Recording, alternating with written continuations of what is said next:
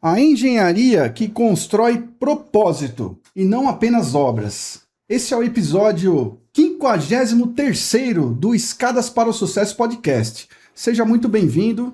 Eu quero primeiro, antes de tudo, agradecer a Deus por estarmos aqui mais uma vez nesse episódio maravilhoso com pessoas maravilhosas e a Jesus Cristo, que Ele é a nossa primeira escada e só Ele nos leva a Deus.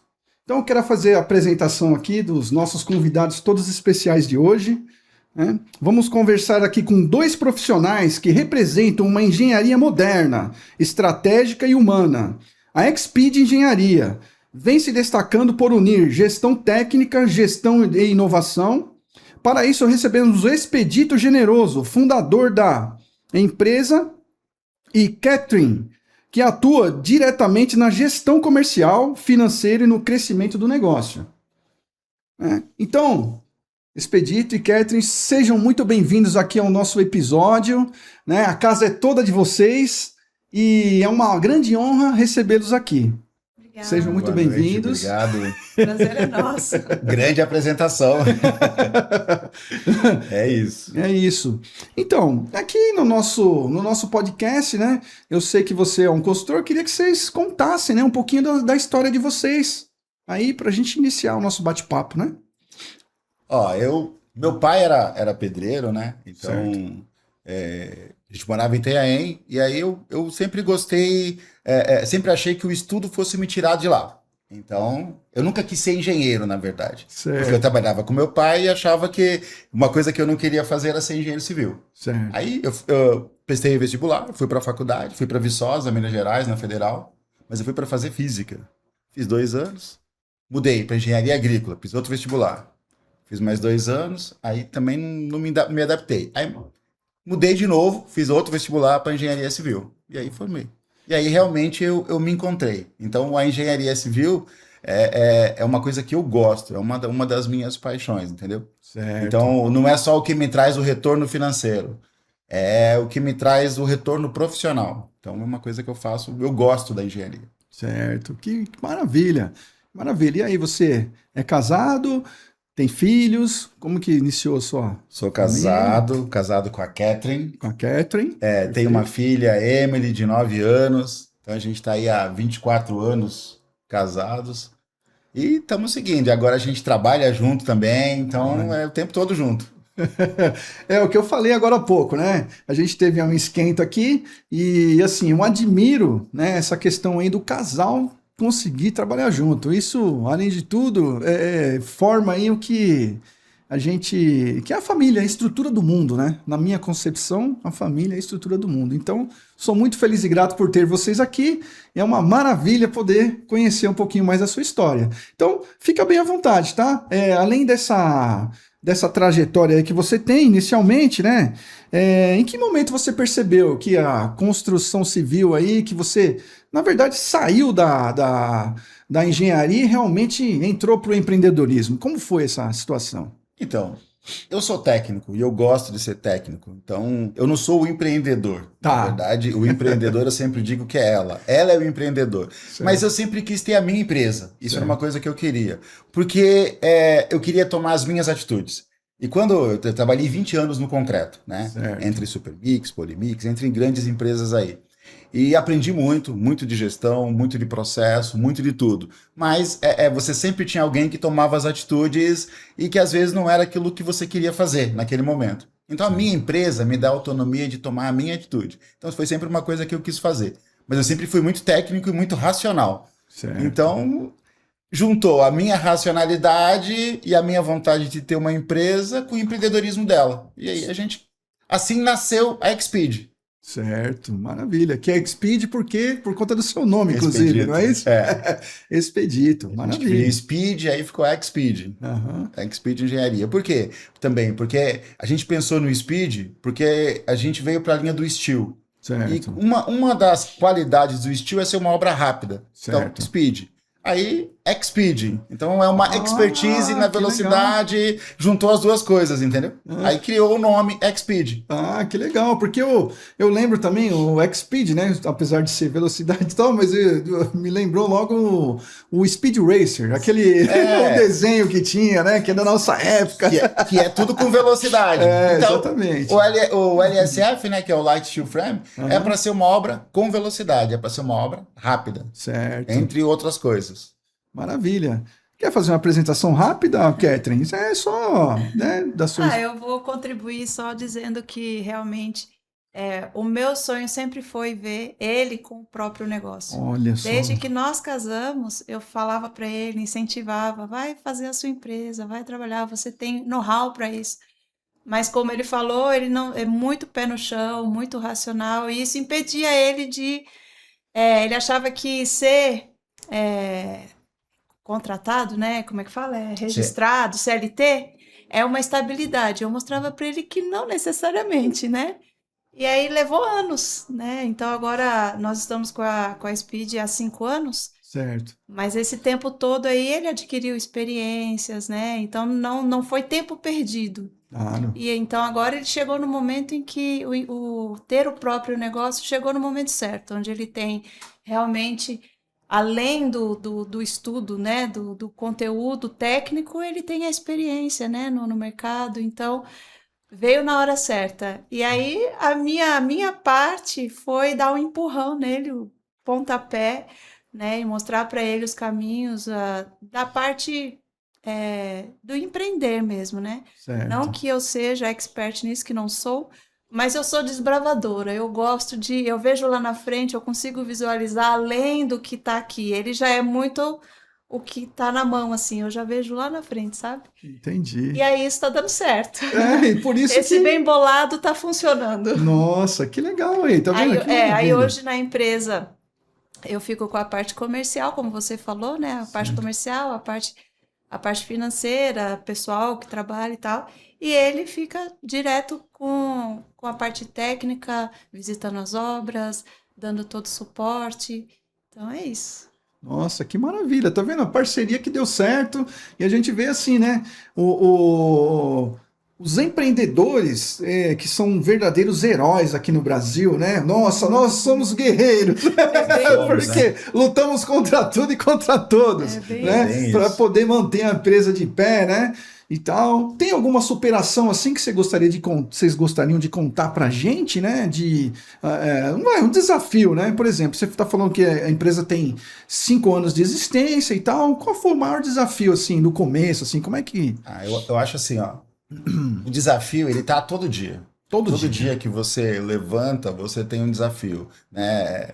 É assim, você tem um nível A, aí você se enquadra no nível A. Você vai para o nível B, você tem as mesmas dificuldades, só que num ponto de cima da escada, e cada vez você vai. Então, a cada degrau que você sobe, você está mais longe do chão. Então, ou seja, a queda também é uma coisa, entendeu? Então, o desafio, ele é constante. Certo.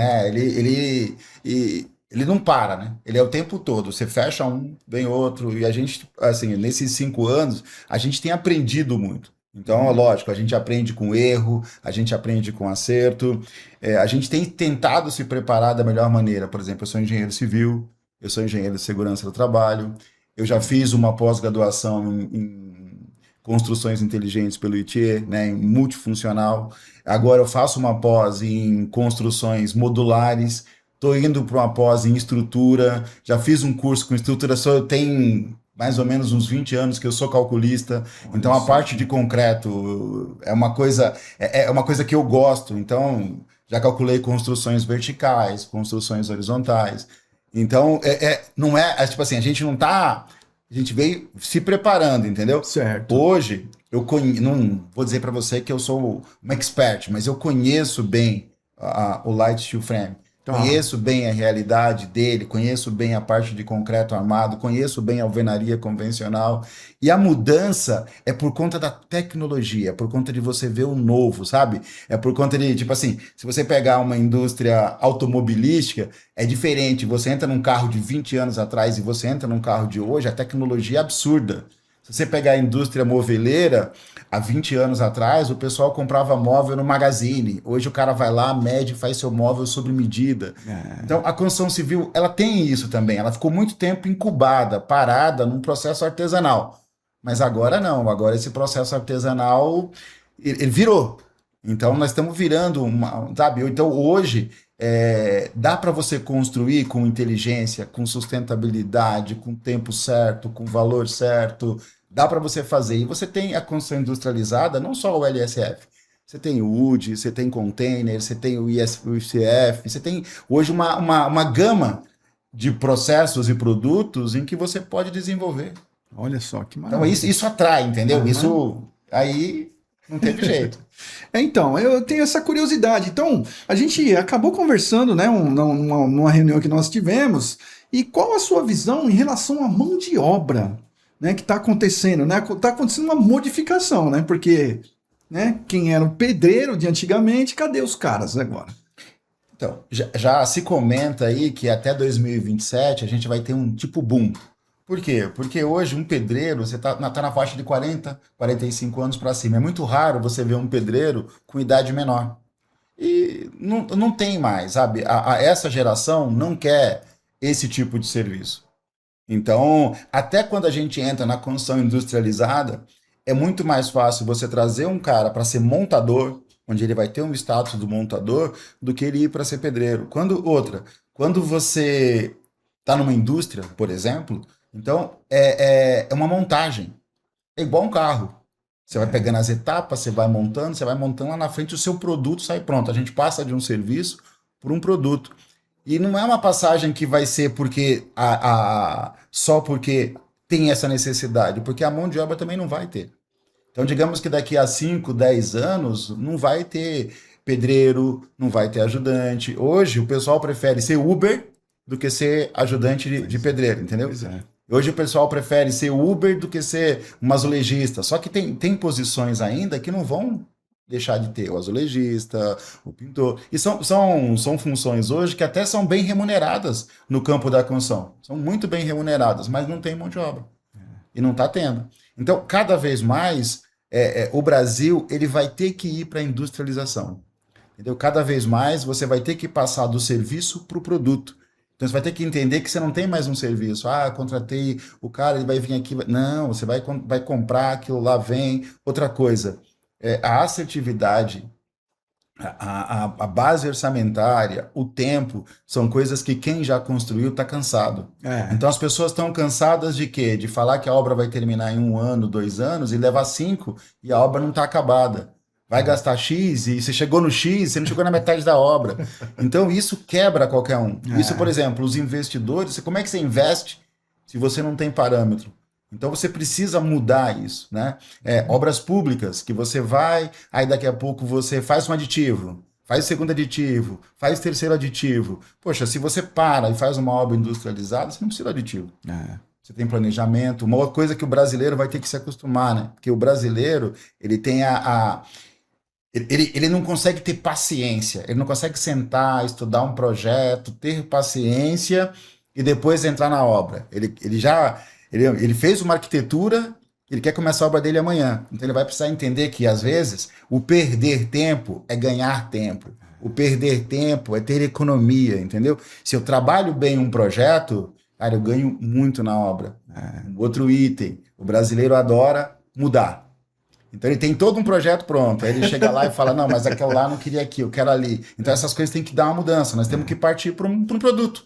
Você está comprando um produto, vai chegar lá um produto. Quanto custa o produto? O produto custa tanto. Então beleza, se eu não colocar mais nada no produto, o produto custa tanto. Entendeu? Quando vai ser entregue? Eu vou entregar e tal tempo. Beleza. Qual a minha garantia do produto? 30 anos, 50 anos? Então, hoje, quando você pega o normativo, a norma fala em 30 anos de garantia, estrutura 50 anos. Então é isso. Que é a mesma coisa de uma construção convencional, que é até muito mais resistente. Então, porque você veja bem, né?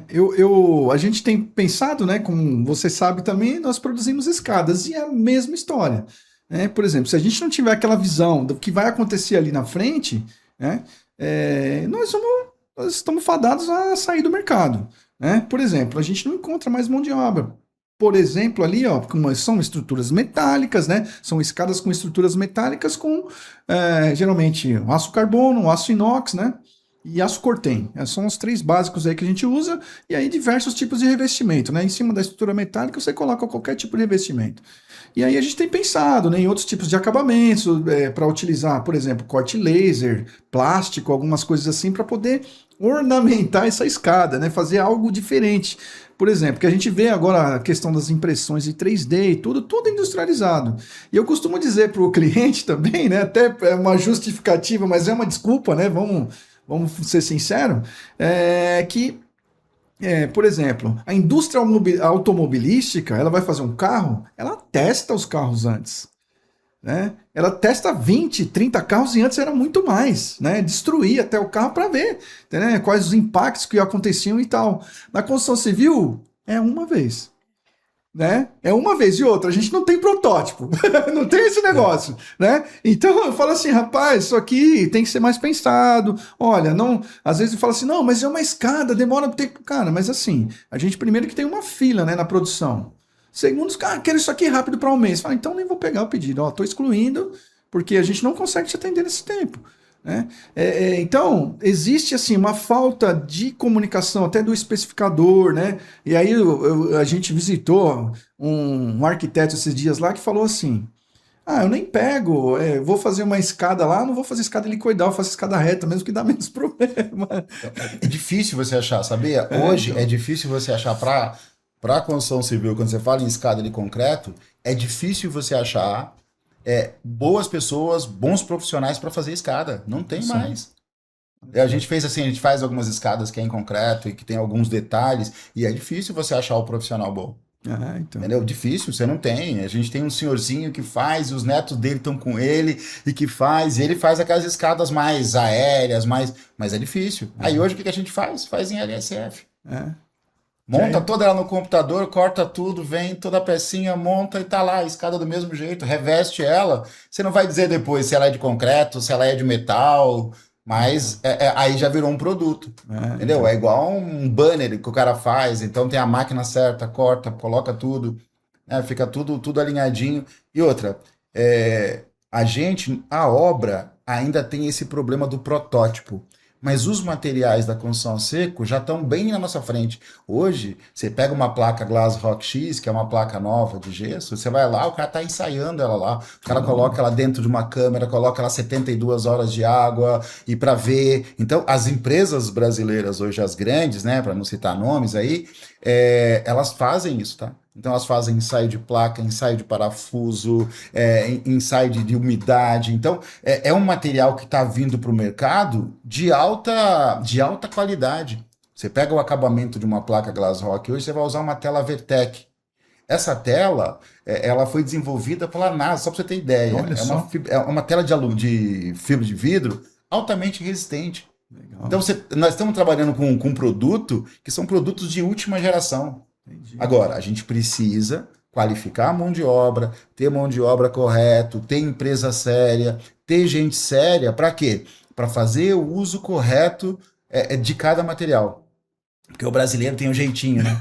E esse jeitinho é um problema, porque as pessoas juntam alguma coisa que viu, olhei na internet, agora já sei fazer, e leva isso para a obra. Então, este é um medo que quem está no meio tem de repente, se queimar um processo inteiro por conta da má execução.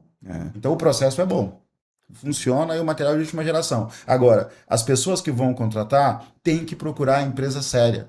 Então é aquela coisa, se você procura preço, então você não quer o produto final de qualidade. Pois é. Entendeu? Porque você tem que unir as duas coisas. Tem que ser um preço compatível, mas tem que ser uma empresa séria, tem que ser compatível, tem que ser o produto certo e a execução tem que ser da maneira certa. Porque se isso acontecer, não tem erro. Tem erro, verdade. Não tem erro. Porque as indústrias por trás desses materiais, elas estão fazendo a parte delas, entendeu? Elas estão ensaiando, estão testando, estão trazendo, e não estão trazendo nada mais ou menos. Então são materiais todos de muita qualidade, muita mesmo. Mesmo porque eles têm que garantir, né? A gente vai pegar a garantia, parte dessa é da instalação correta e parte é do produto, né? Que tem que ter todo tipo de teste, né? E é até bom que o cliente entenda que é o seguinte, a garantia só funciona se for aplicada da maneira certa. Perfeito. Então, ou seja, eu comprei uma placa da Saigoban, aí comprei um outro material do outro, aí comprei o parafuso que eu achei mais barato em tal lugar. Eu junto e faço o quê? Um Frankenstein. Esse Frankenstein não tem garantia. Não vai funcionar. Entendeu? Esse Frankenstein não tem garantia. Agora, se eu pego o processo inteiro, compro tudo, coloco o parafuso a 10 centímetros, uso a placa certa, uso a cobertura certa, uso a massa certa, qualquer dano que eu tiver, eu vou acionar uma empresa que está lá e que vai dar respaldo por isso. Olha, perfeito.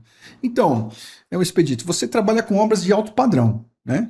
São obras de alto padrão e tal, que esses materiais aí a gente ainda vê. Tá tendo uma boa aceitação já nesse momento? Como que tá? Porque eu percebo que tem alguns lugares que a gente vai, que o pessoal aceita, e tem outros que já ficam meio assim, né? Que aqui no Brasil tem esse negócio, né? Então, por exemplo, eu tenho um material que eu tô te falando, porque você vê, você vai para a Europa, lá tal, o pessoal usa muito acrílico, né? Na casa da transparência, essas coisas todas.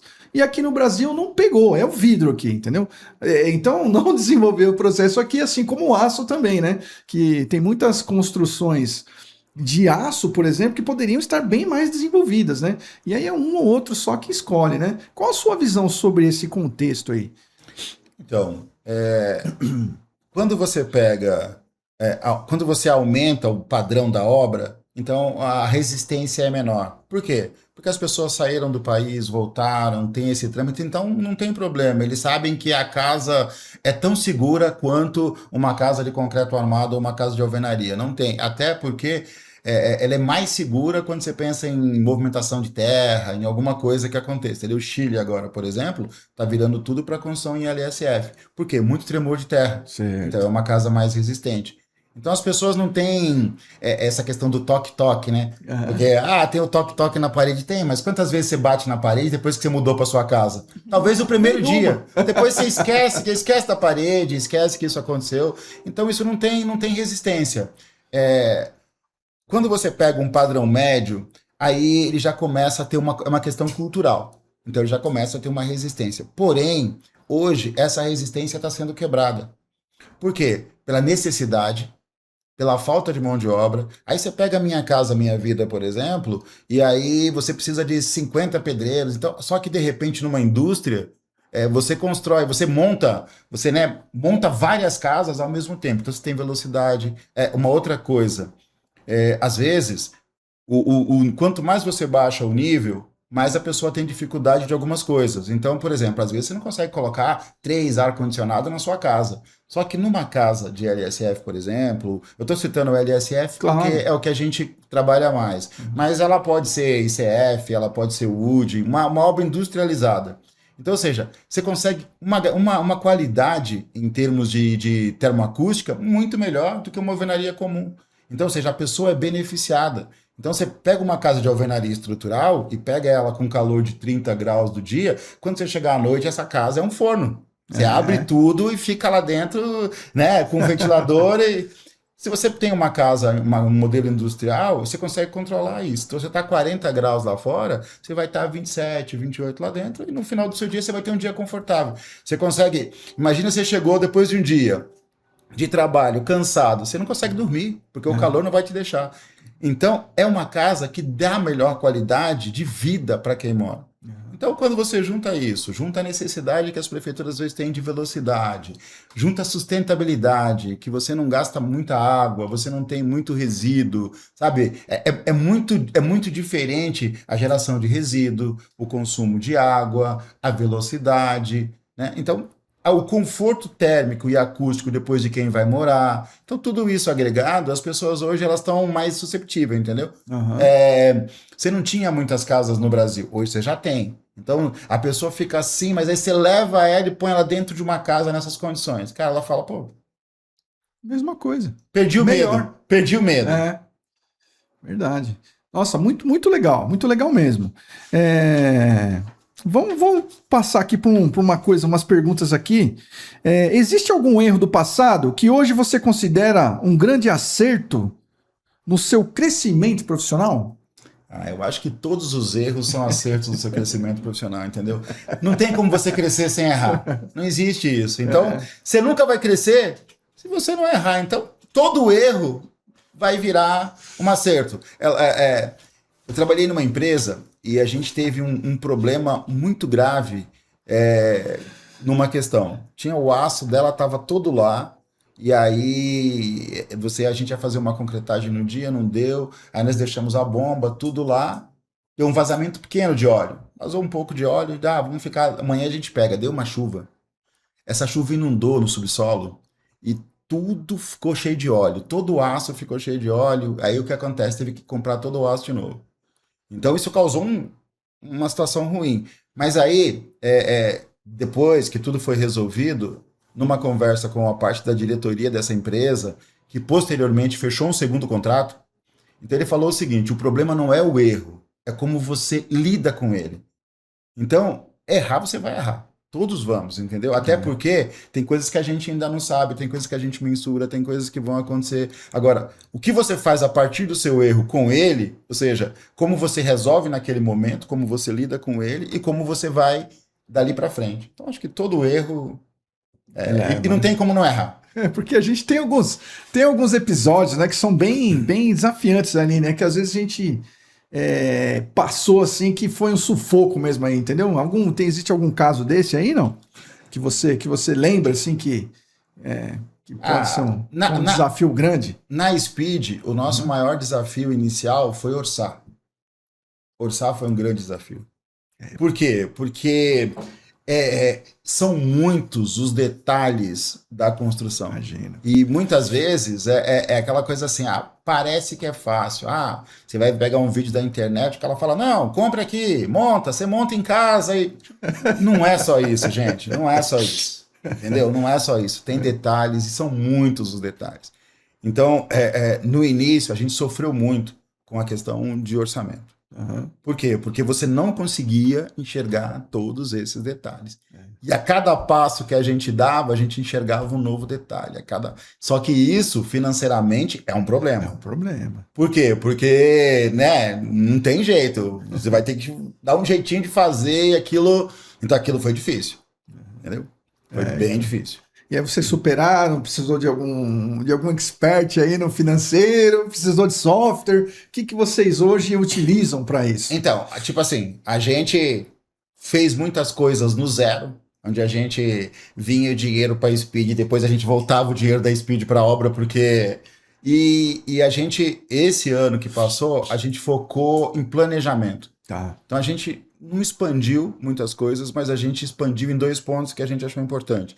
Que foi a mídia, e nesse a gente acertou num contrato, num sistema que a gente não conhecia, numa empresa que a gente não conhecia, e a gente fechou com eles há 1 ano atrás, demorou os 3 meses, 4 meses que ele falou para a gente ver algum resultado, mas foi um acerto, foi um grande acerto. Legal. E a gente trouxe um software para dentro da empresa, para quê? Para a gente começar a fazer um trabalho mais centralizado, cliente a cliente. Então hoje a gente enxerga melhor, hoje a gente menciona melhor, hoje o cliente consegue enxergar junto com a gente todo o processo dele, entendeu? E a gente consegue tá nisso num tempo, não vou dizer para você que é tempo real, mas é quase isso. Certo. Então, todos os dias, a gente sabe quanto tá o custo daquela obra, quanto já gastou, quanto foi, quanto veio. Não só nós, tá? O cliente, ele tá enxergando isso o tempo todo junto com a gente. Que legal. Então, isso foi o que a gente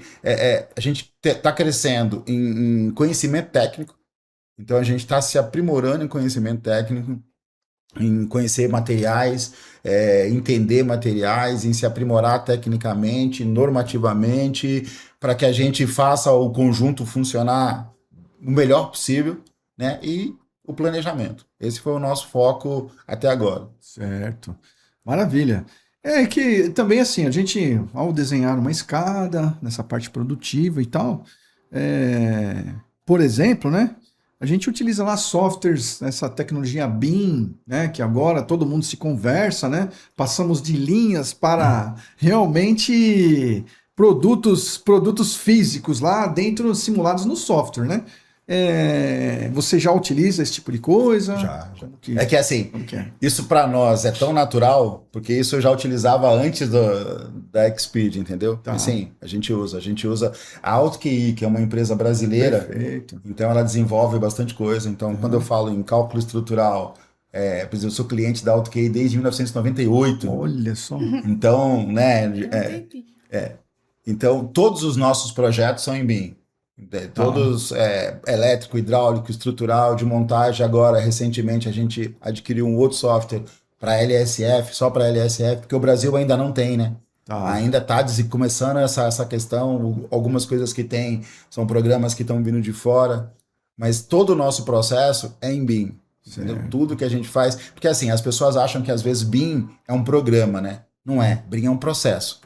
Entendeu? BIM é quando eu consigo compatibilizar tudo antes de eu colocar isso para execução. Quando eu pego o meu projeto arquitetônico, lanço o meu projeto estrutural, pego o meu projeto elétrico, hidráulico, junto tudo, entendo as incompatibilidades, e isso eu estou falando para você na parte técnica, Claro. mas na parte financeira, o BIM pode ser aplicado em qualquer parte da sua empresa. Então, quando a gente junta tudo, tira todas as incompatibilidades e consegue mandar um projeto para a obra, onde o mestre de obra, o encarregado, não tem que resolver o conflito, o que ele tem que fazer é executar a obra. Executar, Então, certo. E aí é só assim para você ter assertividade de material, só assim para você ter uma base orçamentária correta, só assim para você ter uma assertividade de serviço. Porque você não vai chegar lá, o cara falar, ó, só que vou ter que te cobrar um pouco a mais porque eu tive que mexer ali, mexer aqui. Ó, o material seu não tá legal. Ah, o que que é? Ah, não, tem que pegar mais ali, tem que pegar. Então, a gente já vem desenvolvendo isso há bastante tempo, desde o início, desde que a Speed nasceu, a gente vem trabalhando no processo BIM, né? E é bem interessante isso, né? Porque o que acontece de problemas que eu vim da área industrial, por exemplo, e é onde a gente fazia no CAD. Então você imagina, a gente passava, eu sou engenheiro de instrumentação, né? Automação, né? Instrumentação industrial. E aí a gente vinha lá com uma tubulação, com pipe rack, uma tubulação para levar os cabos, chegar lá tinha uma coluna no meio. Né? Ia passando a tubulação, tinha um negócio, uma interferência qualquer. E aí se gastava muito, né? Com esses concertos desses projetos, como você falou. Então, hoje o BIM aí veio realmente para ficar, né? Então, e o CAD é muito pesado para você renderizar o CAD para você fazer um 3D. Então, olhar uma planta baixa aqui e entender ela é difícil. Agora, hoje, com os softwares em que você joga o 3D, aí tudo bem. Aí quando você joga o 3D e vira, e gira, e olha, aí você consegue enxergar a peça, coisa que você não conseguia antes, né? A gente fala assim, mas é difícil pro projetista estar olhando pro papel e conseguir ver o volume nele e saber que com a gente acontecia muito, o pé direito, a porta, a tubulação, entendeu? O cara lá fazia um elétrico, o outro fazia um hidráulico, juntava, a tomada saía na estrutura, as outras coisas. Hoje, quando você coloca isso num 3D e você trabalha, ali é um volume, né, cara? É um monolítico. Você está enxergando tudo. Você está enxergando de passo, tubulação, você está enxergando. Aí você pega todos os conflitos. E o grande legado disso aí também por exemplo, tem um softwarezinho que eu uso lá, no caso das escadas, né, que é para fazer parametrização, né? Que aí você precisa fazer uma pequena alteraçãozinha, você monta e muda todo o conjunto. Isso é uma maravilha, né? Você não precisa mexer em todas as outras áreas, falar com todo mundo de novo, reunião e não sei o quê, por causa de uma tomada, às vezes, né? Isso é muito interessante. Parece assim, né? Nós estamos em 2025. Isso há mais de 15 anos, 20 anos, já está no Brasil, né? O Revit, por exemplo, que é um processo da arquitetura, já está lá há muito tempo. Só que agora é que o pessoal está virando a chave, né? Olha quanto tempo tem. O Revit já tem muito tempo que está aí. Né? O Revit, para quem trabalha com arquitetura, né? O SolidWorks, quem trabalha na área mecânica, e já está aí. Só que o que acontece? As pessoas tinham preguiça de migrar. Por quê? Porque você tinha que parar de pensar de um jeito, pensar do outro, e isso ia tomar tempo. E aí o que você não tinha era tempo. Então vamos nesse aqui mesmo que eu já acostumei a fazer. Mas agora que a chave vai girando. Agora que tá. Agora até a prefeitura tá pedindo em BIM. Então, já pensou? A prefeitura já pede projeto em BIM. Quem diria, né? Que antes era o órgão mais atrasado que existia, né? Por exemplo, uma vez eu fui até fazer um projeto lá para a Sabesp, né? E aí o cara falou, cara, então, tem a documentação aqui de 1980. Né? Era, então, e agora com esses softwares aí estão agilizando muitos processos, né? Muito legal, muito bom.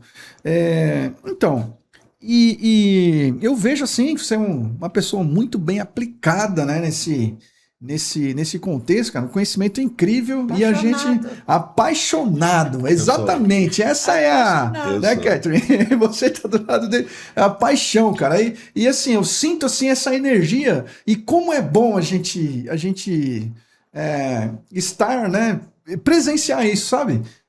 Perceber que tem amor, tem garra, tem negócio, conhecimento, vontade, né? Junta tudo isso. Como é bom a gente estar do lado de pessoas que são assim, né? Eu mesmo, assim, quando você fala de escadas e tal, não sei o quê, aí você é de construção. É muito, muito bom isso mesmo. E assim, ter o conhecimento todo. E ele é apaixonado pelo processo e por tudo isso. E ele quer que os outros sejam também. Então ele quer ensinar as pessoas, ele quer mostrar que é legal. Então, ele falando aqui é ele falando com o cliente, falando com alguém que faz uma pergunta. É muito legal. Ele realmente é apaixonado por construção civil. E agora, pelo LSF. Então. O novo amor da vida dele é LSF. LSF, então, maravilha. E eu assim também, né? Tô tentando pegar uma carona, né, com isso também. Me chama muita atenção essa questão da obra industrializada. A gente, quer queira, quer não, né? Você evita prejuízos, né, imensos dos clientes, né? E assim, essas aplicações do LSF, por exemplo, ele veio de fora, veio da Europa, como você tem assim alguma referência? Sempre vem de fora para o Brasil, né? Então, lá fora, não vou lembrar certinho o momento histórico, mas, por exemplo, nos Estados Unidos, teve uma época que eles tinham pouca mão de obra. Então eles precisavam, e eles não queriam trabalhar com isso, entendeu? O americano não queria colocar a mão na massa para fazer. Então eles precisavam de um processo que fosse rápido, limpo e eficiente. E assim foi nascendo o LSF, o wood, né, que eles usam muito o wood, que é a madeira. Certo. Então, nasceu para eles exatamente por esse motivo. Porque eles não tinham mão de obra, eles não queriam mexer, eles queriam que fosse rápido, eficiente. Aí nasceu. No Brasil, as nossas normas... a gente tem normas mais antigas de perfil, mas de verdade foi 2022. Se eu não me engano, foi em maio de 2022 que aí nasceu a primeira norma em LSF para o Brasil. Nas condições do Brasil, entendeu? Tá. Então aí nasceu, a partir daí virou uma construção convencional. Certo. Então o LSF, que é o Light, ele hoje no Brasil é uma construção convencional. É como se você fosse fazer com tijolo, né?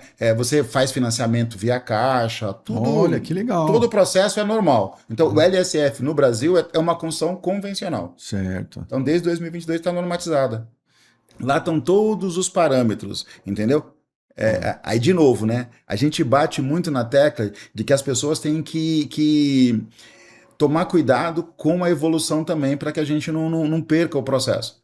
Certo. Porque tem que ser feito da maneira correta. Tem que ser feito segundo a norma está dizendo. Tem que ser feito cálculo. Ah, mas eu já montei drywall, eu junto as paredes, eu sei fazer. Dá para fazer? Dá. Mas a parte estrutural, você precisa do projeto. Então, acha um engenheiro, compra um perfil engenheirado, então manda para lá e aí a partir daí você faz a montagem. Para quê? Para que o nosso processo, cada dia, tenha maior aceitação. Porque o que vai fazer a população aceitar o processo, uma vai ser a questão de mão de obra que ela não vai ter opção. Mas o que vai trazer essa tranquilidade é se nós fizermos o processo certo. A massa certa, a tela certa, não tenta baratear o processo. Porque cada vez que você tenta baratear o processo, você vai incorrer num ponto que você não conhece. Automaticamente você vai trazer o quê? Uma patologia. E essa patologia, ela vira uma epidemia. Então as pessoas acham que o processo é assim, mas não funciona. Funciona. E isso eu posso te garantir. Feito da maneira correta, funciona. Funciona bem feito, bem, né? Então, é isso, né? A gente, você falou da norma regulamentadora, é a BNT mesmo ou tem? É a BNT mesmo, né? Tá. Hoje então, pra gente interessante, GABNT que eu não- 16.970, se eu não me engano. Certo. Ela que que tá- regulamenta, ela que é a base A base de do tudo, né? LSF. Tá, não, legal. É só curiosidade mesmo, porque assim, eu trabalho com outras normas, outras coisas, mas aí nesse caso tem que, né, Hoje tem que falar ela é com uma quem construção entende. convencional. Certo, maravilha. E você falou, né, a Caixa Econômica aceitando, né, já no processo, então acredito que vai, né, vai conseguir. Hoje, para os outros modelos, que era o que o LSF usava antes, você pode fazer uma DATEC. Só que não é uma coisa fácil de fazer. Ah, Entendeu? Uma DATEC é um documento que você faz, onde você faz vários ensaios. Você tem uma DATEC, você pode fazer uma APO. APO você precisa ter obras prontas, pegar o depoimento dessas pessoas e criar lá um documento onde você valida aquilo. A DATEC é um processo que você faz onde você cria um documento para validar aquele modelo de construção. Só que isso aí você vai ter que fazer vários ensaios, prototipar, fazer um. Então é um pouco mais complexo. Durante um tempo, funcionou assim. Quando a Saint-Gobain, Internit, não lembro ao certo. Quando as primeiras placas cimentícias foram colocadas no mercado, aí o que acontece? Soltou-se uma DATEC. E a DATEC se permitia construir com placa cimentícia baseado na DATEC da empresa que soltou. Ah, entendi. Perfeito. Se você quiser citar a empresa, não tem problema nenhum, tá? Pode ficar à vontade que não, aqui a gente não cobra nada por isso. É que às vezes, assim, tem mais de uma empresa que fez Tá, isso, entendeu? certo. Então, para não beneficiar Uma ou outra, aí você já, né, entendi como que é. Então, ó, muita gente acha que engenharia é só cálculo e obra. Na sua visão, o que diferencia uma empresa comum de uma engenharia de alto nível? Ele já falou um pouco, mas... é uma coisa que a Xpeed está buscando, tá? E é uma coisa que é difícil, muito difícil, que a gente está buscando e que é uma coisa que a gente quer alcançar. Digamos que é um propósito nosso. É quando você chega no final e o seu cliente está 100% satisfeito. Certo. Isso diferencia uma engenharia comum de uma engenharia de alto nível e alta performance. Porque quem tem que medir você é o seu cliente. É o cliente, verdade. É o cliente que vai... Que vai dar... Né? E vou dizer para você, é difícil.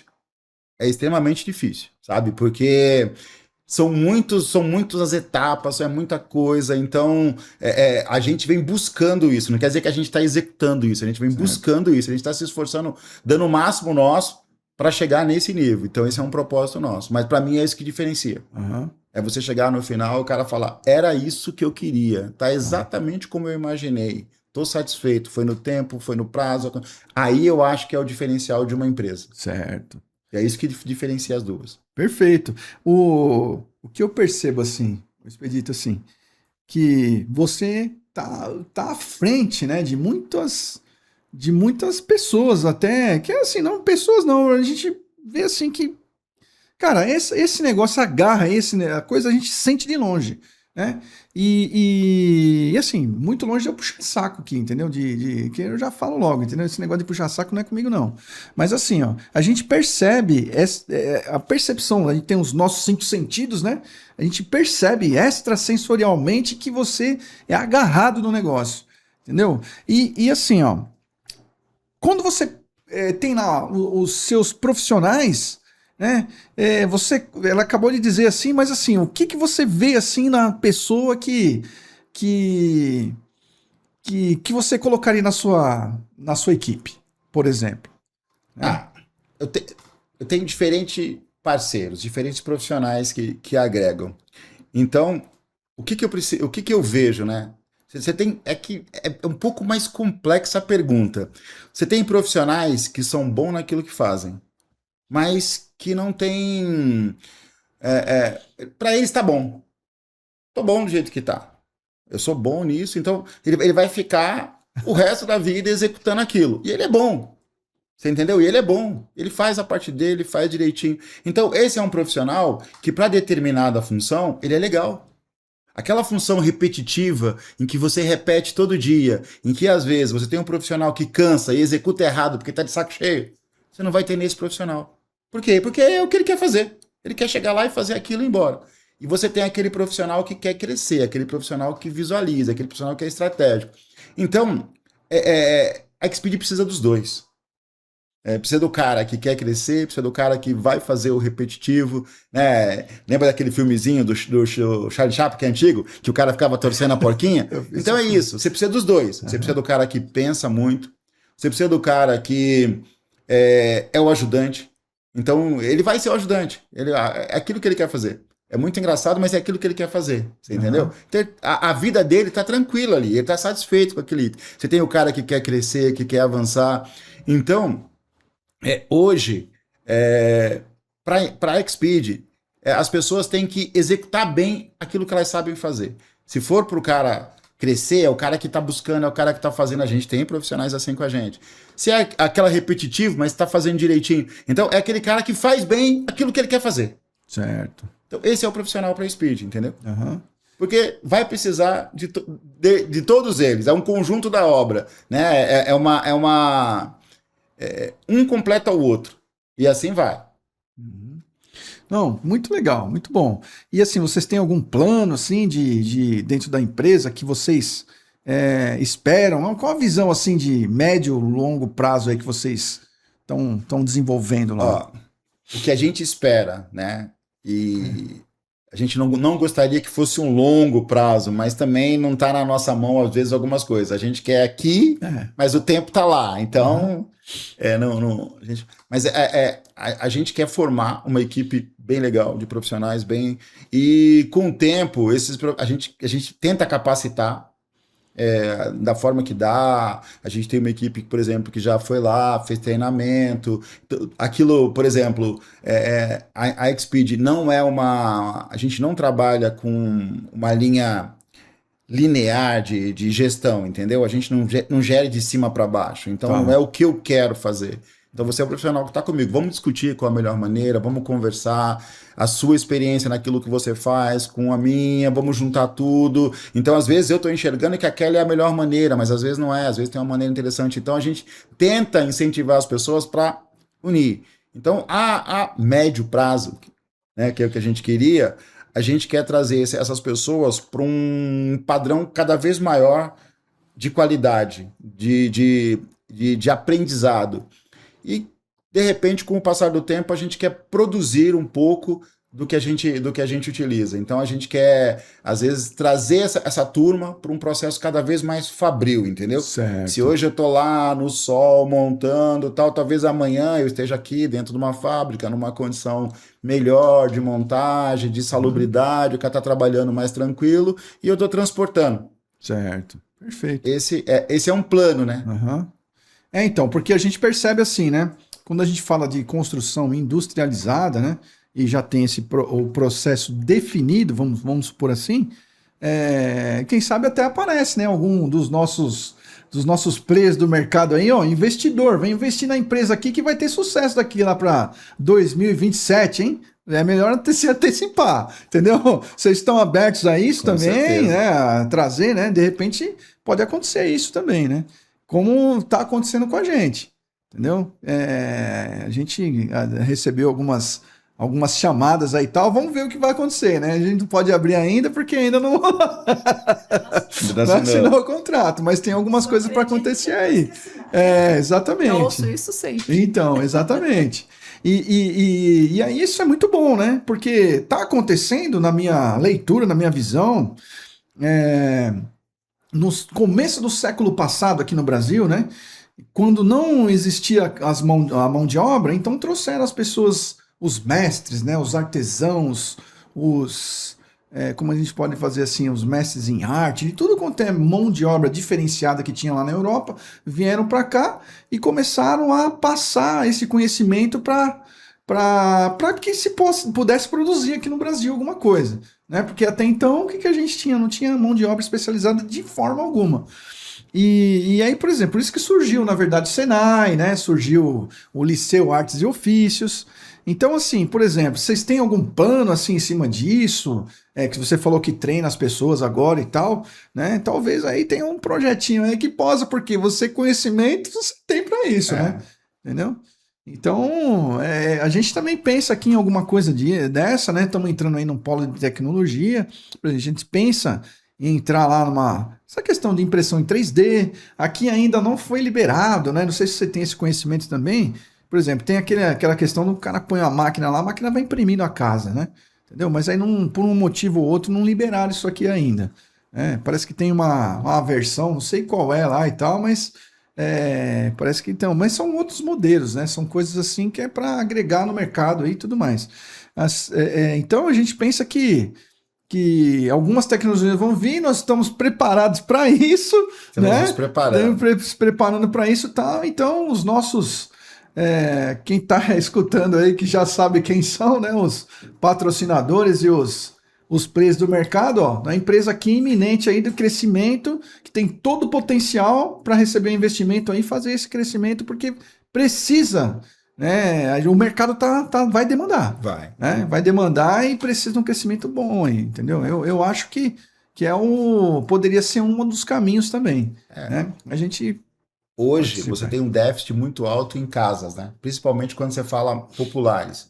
Então, imagina assim, hoje para você construir 300, 400 casas, você precisa de muita gente, você precisa de muito processo, você precisa de ser uma fábrica, uma logística boa, porque você precisa de uma logística boa, né? Porque o Brasil não tem estrada boa, a rede de fiação é baixa, muita árvore, então é difícil de você criar um percurso grande para você levar uma casa pronta, mas com uma logística correta, até um galpão montado próximo, então imagina, em vez de você estar lá trabalhando com 4 mil pessoas, 2 mil pessoas construindo, você tem lá 200, 300 pessoas fazendo o mesmo processo dentro de uma fábrica.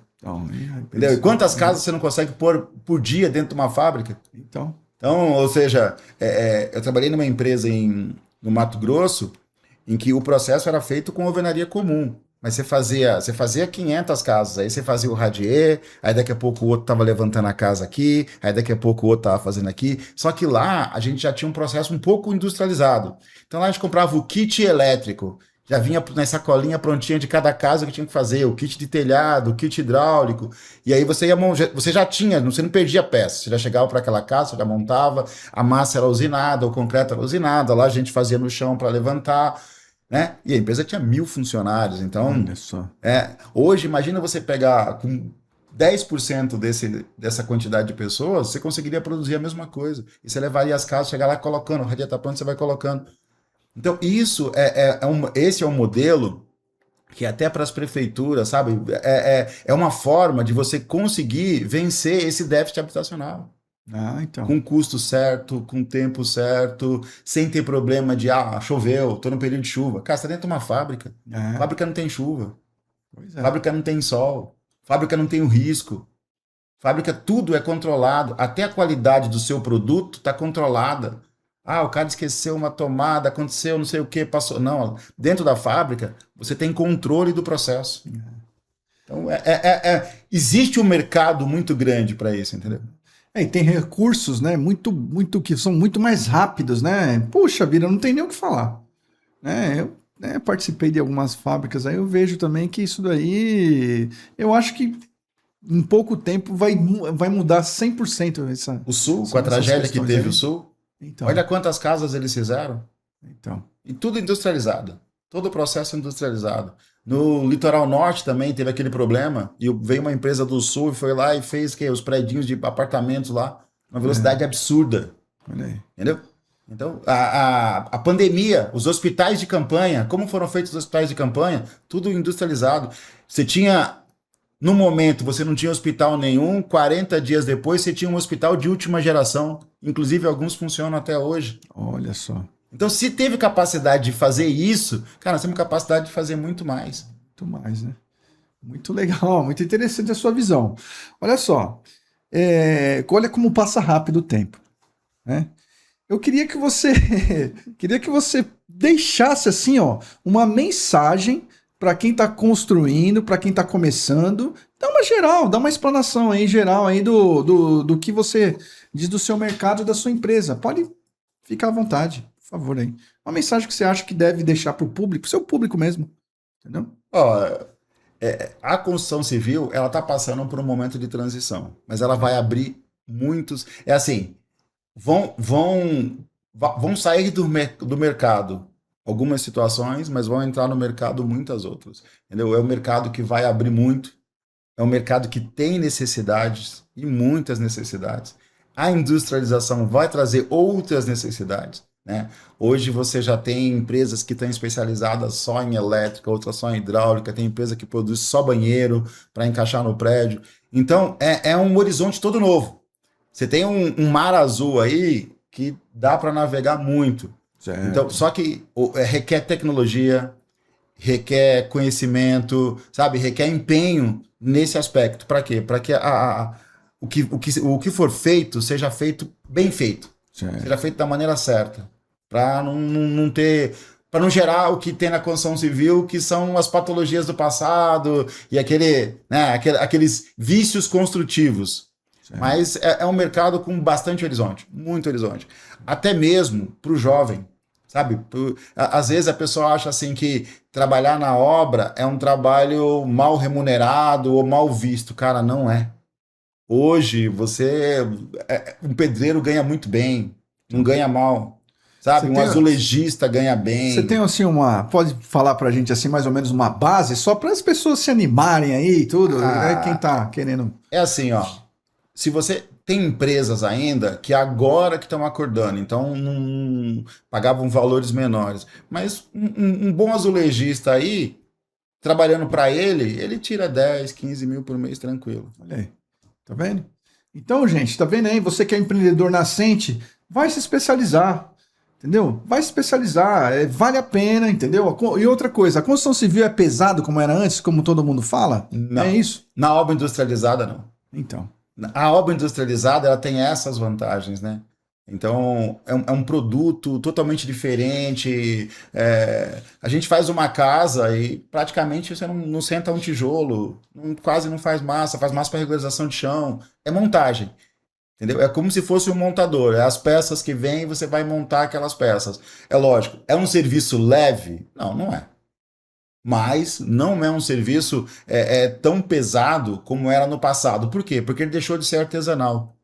Tudo que deixa de ser artesanal tem um processo. Quando você tem um processo, você consegue fazer o PDCA, né? Você vai agregando, você vai mexendo, você vai movimentando, você vai melhorando. Então você identifica os pontos em que você tem o maior desgaste e começa a corrigir esses pontos e começa a ajustar esses pontos para que o seu desgaste seja menor, entendeu?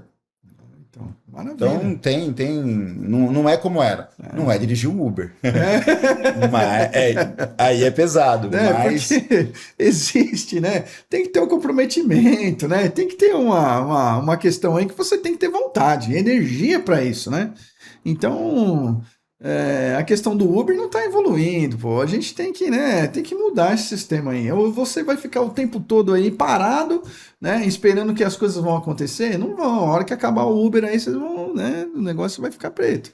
E estão vindo robôs aí, estão vindo um monte de novidades que para essas operações muito básicas aí, depois não reclama, né? Vai ficar igual aquela história do cortador de cana lá, entendeu? O cortador de cana eu acho que não deveria existir isso daí. Porque tem máquinas, equipamentos aí e tal, esse povo tem que estar fazendo outra coisa. Mas você sabe que a gente morou um tempo no Mato Grosso. E logo quando a gente mudou, na época da colheita, a gente passava assim, algodão e tal, a gente via aquele monte de ônibus parado e um monte de gente. Hoje você passa lá, você não vê ninguém. Então. É uma colheitadeira, nem o cara que controla. Só para você ter uma ideia, a gente estava fazendo uma obra e normalmente você tem a compactação do solo. Certo. E aí, ou é aquele rolo, ou é um compactador, ou é um cara batendo. O cara levou um carrinho que ele dava mais ou menos 1 por 50, 2 rodinhas. Aí sabe o que? O cara tinha um joystick pequenininho. Aí o cara ficou na sombra, no joystick, brincando com o carrinho. E o carrinho fazia toda a compactação. Olha só. Então, ou seja, as coisas estão mudando, entendeu? Então o cara tava lá, só assim, só brincando com o joystick e o negocinho, o carrinho pesado, e ele vibrava legal, e ele fazendo toda a compactação do solo, e ele à distância, vendo. As colheitadeiras lá, é um absurdo. O cara tá lá fora. E agora é o drone, né? Ainda monitora com drone. Então, olha que maravilha. Então, gente, aqui nós então recebemos aqui no nosso podcast aqui o Expedito e a Catherine, né? Eles são da Exped Construções de steel framing, entendeu? Construções maravilhosas. Fala para nós aí, vende o seu jabá aí agora.